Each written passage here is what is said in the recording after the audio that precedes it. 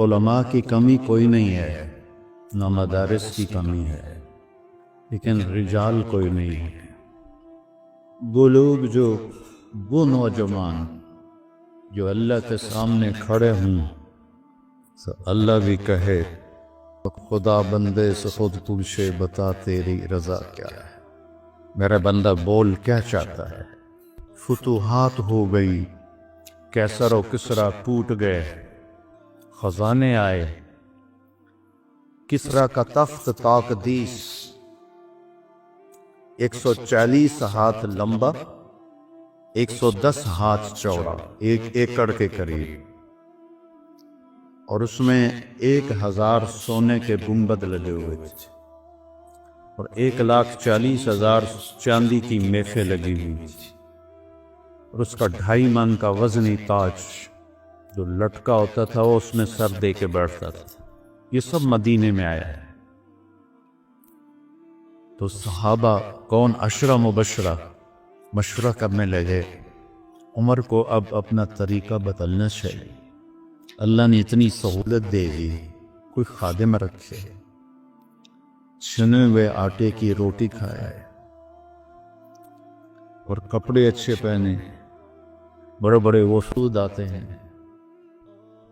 تو حضرت علی کہنے لگے جو مرضی کر لو مانے گا کوئی نہیں، کہنے نہیں بات تو کرنی چاہیے۔ تو کون بات کرے؟ کہا حفصہ اور عائشہ رضی اللہ عنہ، ایک بیٹی ہے اور ازواج مطہرات میں سے، دوسری محبوب بے رسول ہے، تو ان دونوں کو تیار کیا گیا۔ یہ دونوں تشریف لائیں تو حضرت عمر گنجے ہو گئے تھے، آخر لیٹے ہوئے تھے، اٹھ کے بیٹھ گئے۔ تو حضرت عائشہ متکلم بنی کہ امیر المومنین آپ سے ایک بات کرنی ہے، کہو۔ اللہ تعالیٰ نے ہمارے نبی کے دور میں دنیا نہ بھیجی، نہ انہوں نے دنیا کا ارادہ کیا، وہ ایسی چلے گی۔ میرے باپ کا زمانہ آیا، اللہ نے دنیا نہ بھیجی، نہ انہیں ارادہ کیا، تو وہ بھی ویسی چلے گی۔ اب اللہ تعالیٰ نے آپ پر دنیا کے دروازے کھول دیے، فتوحات کے دروازے کھول دیے، اب آپ اپنی اوپر رحم کریں، ارفق بنفسک، اچھا کھانا کھائیں، چھنے ہوئے آٹے کی روٹی کھائیں، اچھا کپڑا پہنیں، بڑے بڑے وفود آتے ہیں آپ سے ملنے کے لیے، اور اپنے لیے کوئی خادم رکھی جو آپ کی خدمت کرے۔ آپ کی عمر کا بھی تقاضا ہے۔ حضرت عمر کا رنگ ایسے بدل ہوا۔ جب حضرت عائشہ نے بات ختم کی تو کہنے لگے مجھے بتاؤ تمہیں کس نے بھیجا ہے؟ کہنے لگی کوئی ہاں نہ کرو گے تو ہم بتائیں گے، ویسے تو نہیں بتائیں گے۔ فرمانے لگے اگر مجھے بتا دو نا تو میں مار مار کے ان کے چہرے دلوہان کر دوں۔ تو پھر وہ رو پڑے، پھر کہنے لگے حفصہ تو گھر والی ہے نا؟ بتا اللہ کے نبی نے دن میں کبھی 2 دفعہ کھانا کھایا، صبح کھایا تو شام نہیں کھایا، شام کھایا تو صبح نہیں کھایا۔ کہنے لگے اللہم نعم، کیا تجھے یاد ہے تیرے گھر میں نبی کا بستر کیا تھا؟ ایک بوریا تھا جس کو تو دوہرا کر کے بچھاتی تھی، ایک عذاب تو نے اس کی ایک تہ اور لگا دی۔ تو آپ نے پوچھا حفصہ میرا بستر بدل دیا ہے؟ کہ نہیں یا رسول اللہ، وہی ہے، ایک تہ اور لگا دی تاکہ آپ کے لیے نرم ہو جائے، کہ اس سے واپس اسی طرح کر دے، مجھے رات کو اٹھنے میں مشکل پیش آئی۔ حفصہ تجھے یاد ہے ایک دفعہ تو نے کھانا ایک تپائی پہ رکھ کے دیا تھا، اللہ کے نبی نے اٹھا کے زمین پہ رکھا تھا اور فرمایا تھا میں جیسے غلام کھاتے ہیں میں ایسے کھاؤں گا۔ اور تجھے یاد ہے اللہ کے نبی کے پاس ایک ہی جوڑا ہوتا تھا اور اس کو خود دھوتے تھے، اور بلال آ کر کہتے تھے کہ یا رسول اللہ الصلاۃ، تو آپ فرماتے تھے بلال میرے کپڑے خشک نہیں ہوں۔ نماز لیٹ ہو جاتی تھی کہ دوسرا جوڑا نہیں ہوتا تھا۔ کہنے کی جی ہاں، کیا تجھے یاد ہے کہ ایک دفعہ جوڑا بھی نہیں تھا، رات میں ایک انصاری عورت سے چادر منگوائی تھی اور وہ لپیٹ کر جا کے نماز پڑھائی تھی، وہ تمہیں یاد ہے؟ ساروں قطار رونے لگے۔ فرمایا عائشہ، حفصہ جنہوں نے تمہیں بھیجا ہے انہیں جاتے کہو کہ 3 دوست ہیں جو ایک منزل کی طرف چلے، پہلا چلا وہ پہنچ گیا، دوسرا چلا وہ بھی پہنچ گیا، اب تیسرا راستے میں ہے، ان کی راہ پر چلے گا تو ان تک پہنچے گا، اگر اس سے ادھر ادھر ہوا تو پھٹک جائے گا۔ الذی نفسی بیدی لأکرہن نفسی علی ما انا علیہ، اس ذات کی قسم جس کے قبضے میں میری جان، میں اپنی جان کو اسی طرح کھپاؤں گا جس پر میں ہوں، یہاں تک کہ میرا اللہ مجھے میرے ساتھیوں سے ملا دے۔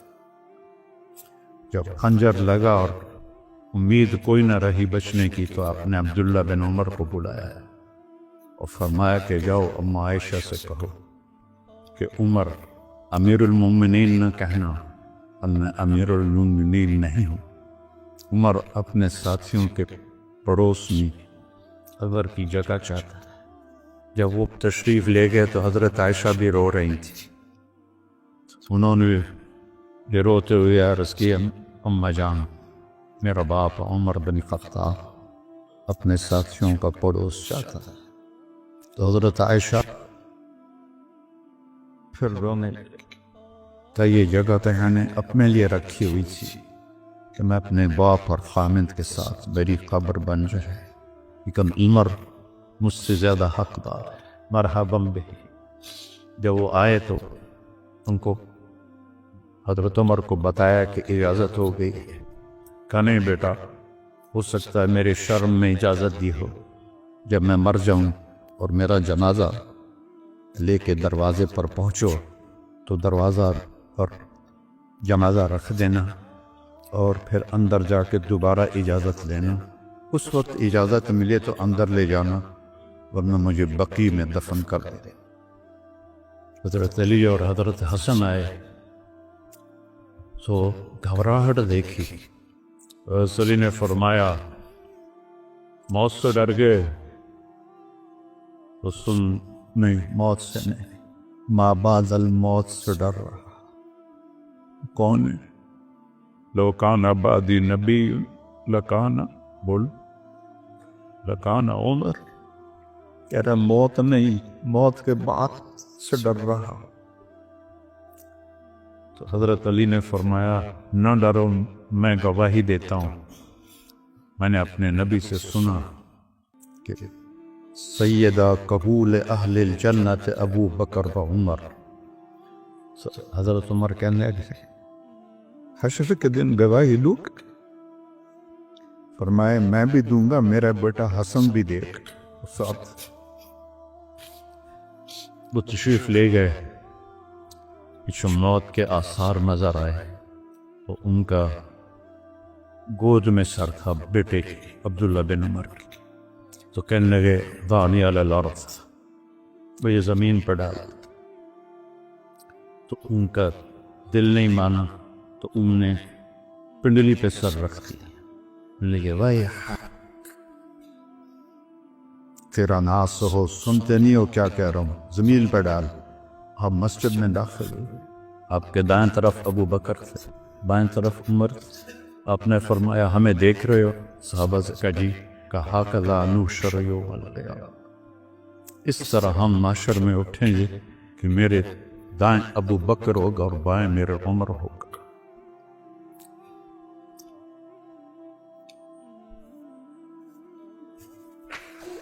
آپ نے حضرت حفصہ کو طلاق دی تو اللہ کا فرشتہ آیا کہ میرے عمر کو تکلیف ہوگی، رجوع کرو، رجوع کرو۔ اپنے نبی کی منشا کے خلاف اللہ نے فیصلہ لیا کہ میرے عمر کو تکلیف ہوگی، رجوع کرو، تو آپ نے رجوع فرمایا۔ تو جب انہوں نے زمین پہ سر رکھا تو الٹے ہو گئے اور اپنا چہرہ زمین پہ ایسے ملنے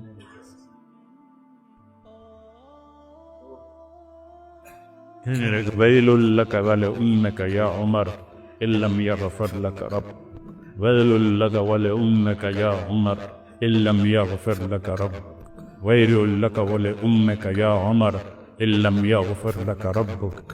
یہی کہتے کہتے جان نکل گئی تو برٹن رسل نے کہا، جو ایک دہریہ تھا، انگریز مفکر، اگر ایک عمر اور ہوتا تو پوری دنیا میں اسلام ہو